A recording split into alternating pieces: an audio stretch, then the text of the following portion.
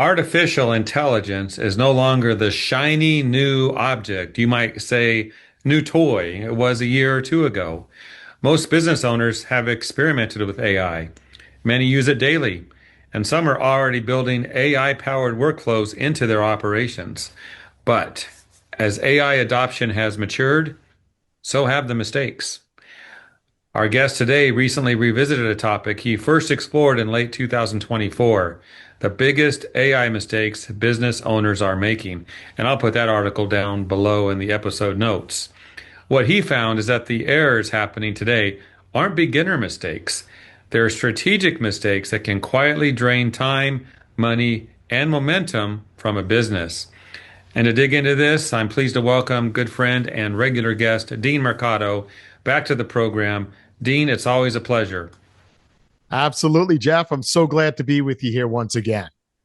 Well, let's get into this, Dean. When you first wrote about AI mistakes in 2024, and good piece, by the way. Oh, Many thank business you. owners were just experimenting. I mean, Yes. so was I. Yes. What's changed the most since then, and why do you feel this topic needs a fresh look? Tell us all about it. Yeah. So the crux of what I'm talking about today is summed up in this particular line. Back in 2024, the AI mistakes came from ignorance, right? We didn't know what we didn't know, right? And that was somewhat acceptable. But in 2026, the biggest danger that we're facing is false confidence, right? We're not really sure what's going to happen, but we think we know.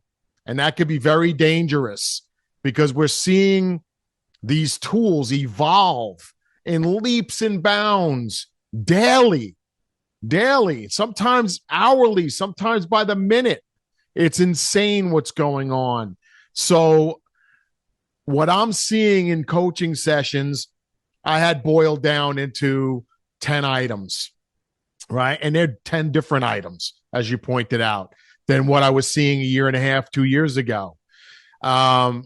Some of these can be very costly, and some of them are flying under the radar and people aren't picking up on it. So I'm going to cover three big ones today, but I do suggest everyone go and read the rest of that article. It's up on the blog, on my blog. So let's dive into mistake number one. This one is confusing a prompt with a process. A prompt is not a process, folks.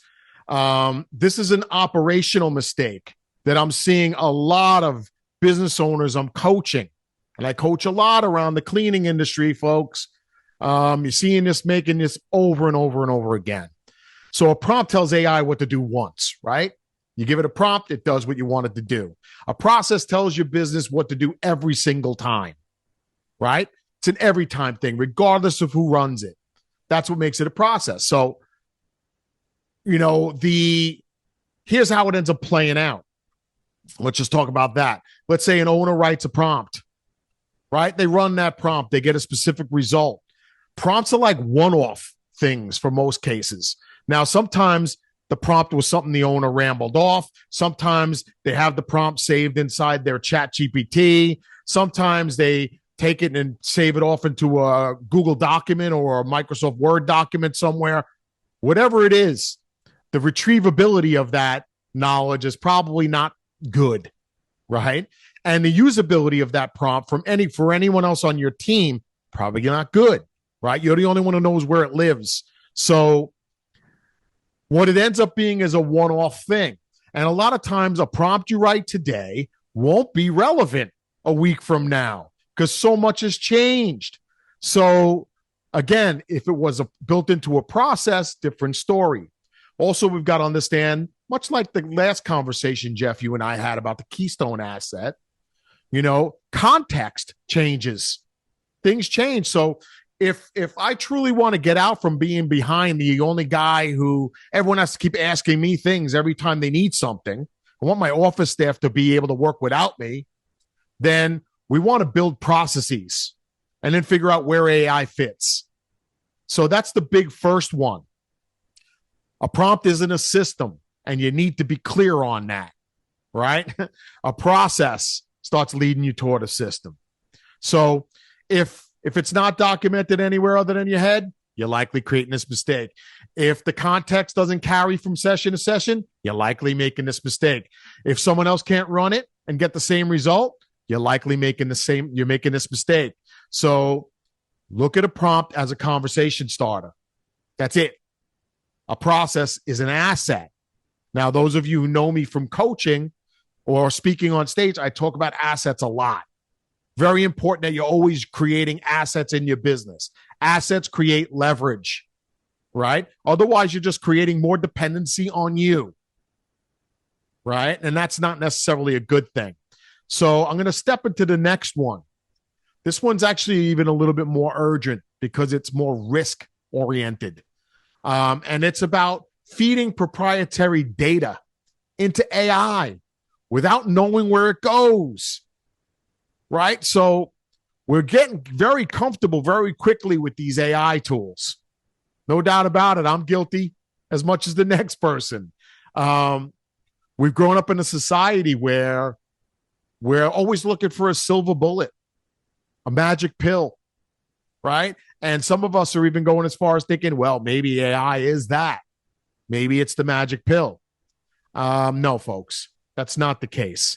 So most of you, I would venture to guess, and it's probably a pretty good guess, that most of you have no idea what happens to your data after you pump it into ChatGPT or Claude or Gemini or Grok or any of the main tools out there. That's a little scary and extremely risky.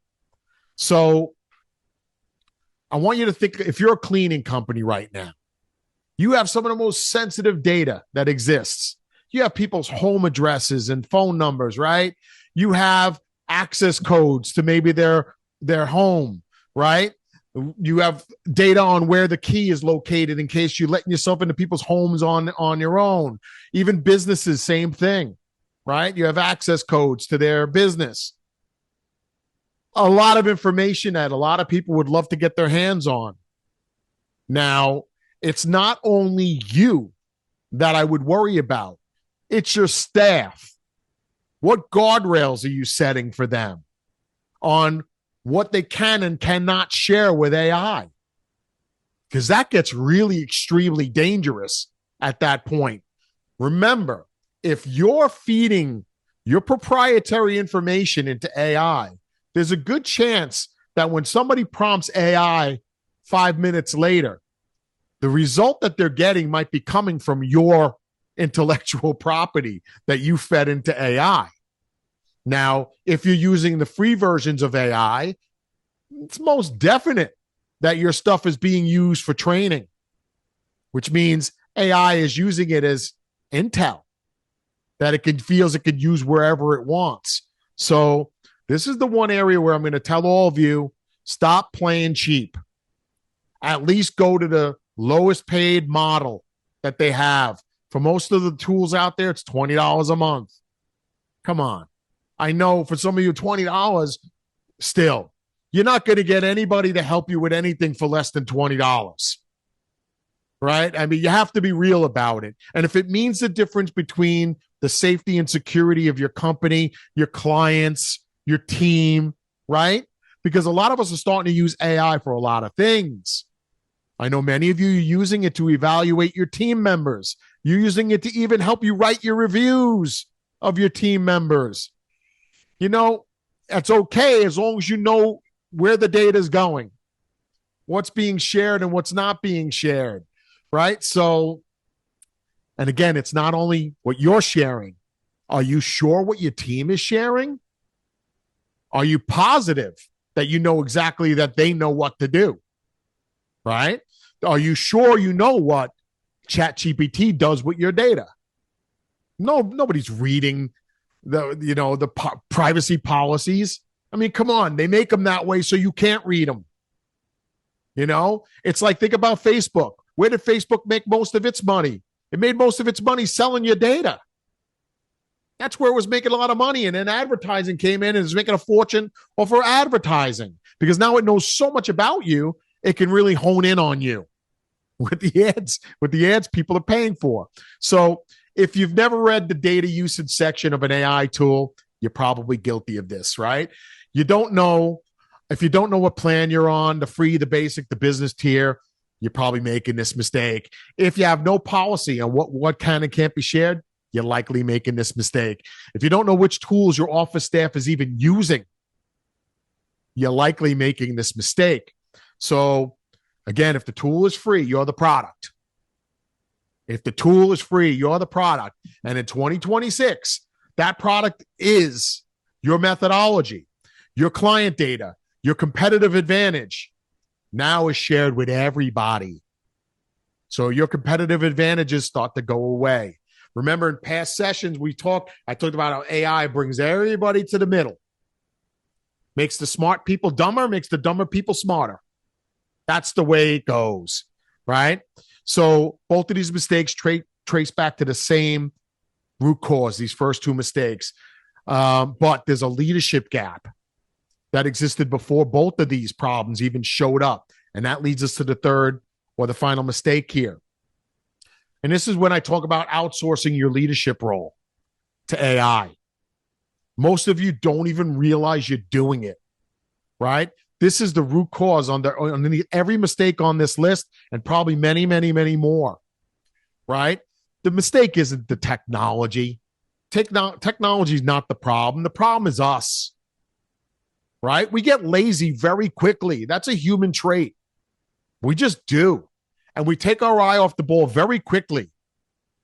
And pretty soon we got that slippery slope of the dumbing down of humanity, as I call it, right? Very scary. And I think, Jeff, you and I may have talked about that in the past. But it all starts innocent. Oh, AI, can you help me draft this? Right? Help me draft this email. Then it becomes that dependence where you won't even send the email unless AI tells you it's okay to send. Right? So that leadership gap, that confidence gap existed long before AI. AI is just making it show up now. It's exposing it. It's exposing you. It exposed me. It does it to all of us. And soon we start recognizing what we're doing, but we have to have our eyes open here. So AI executes. It assists. It accelerates. It doesn't lead. Don't let it lead. That's what you're there for, right? You define the vision. You set the standards. You build the culture, right? You make the calls that require human judgment. Don't abdicate your judgment, right? The moment that AI starts doing all of this for you, how to clean a house or how to clean a business or how to handle a complaint, it's no longer tech decisions. It's your brand erosion starting to happen. Your brand starts breaking down. Then it's like, why should they hire you and not this company over here? Right? That differentiator goes away. So gut check for you. If AI output is going to clients without you knowing and without your review, you're likely making this mistake. If you're just deferring your strategic calls to AI instead of making those strategic calls yourself, you're likely making this mistake.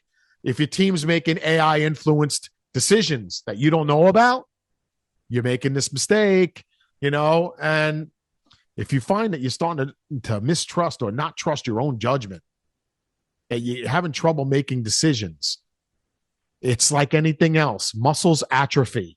If they don't get used, they atrophy. If you stop using this, it atrophies. In other words, it starts breaking down and weakening. Not a good thing. So a point to remember there. AI is a phenomenal assistant. That's about it. It's a terrible boss, though, right? You don't want to make it your boss. So these three mistakes, Jeff, I took them from three different angles. One was operational, one was risk-oriented, and the other was leadership-oriented. The thread that's running through them is what I call the foundation. And that's what the problem is, the foundation. Because AI came so fast for all of us, we skipped building a foundation, right? And that foundation, the missing foundation, means our house is built on shaky ground. Not a good place to be, right? As the CEOs of our company, we need to step back and make sure that we tighten up that foundation, right? And it's the owners that win aren't the ones that have the most tools or the coolest tools, right? Or the ones that who built AI tool or businesses using AI, right? That's not what it's all about. It's always going to come back to you, your judgment, your leadership, your processes, your intellectual property, your assets, right? Because AI will amplify things. So if you're making mistake after mistake, what do you think AI is going to do to you in your business? It's going to make it very well known. All right. But if you have a tight foundation, a sound foundation, AI is going to project that out there in a faster way too. And you'll be in great shape. So to wrap it up a little further, again, there is a deeper dive article on my blog. Jeff, if you'll share that, I'd be wonderful. I think a lot of you would get value out of that. I hope you got value out of this. Now, on that, Jeff, I'm sure you may have questions because I kind of opened up a lot of cans of worms there. Not too many. We're about out of time, but that article, the link is below in the episode notes. So for those watching this episode, click that, read that, see what all 10 of those are. But I guess the question I have, Dean, in closing, is you talked about building on shaky ground, that your foundation's on shaky ground, which nobody wants that. Now, you shared some stuff, but I recall back in the day, if you weren't sure about your website, you can get a website audit.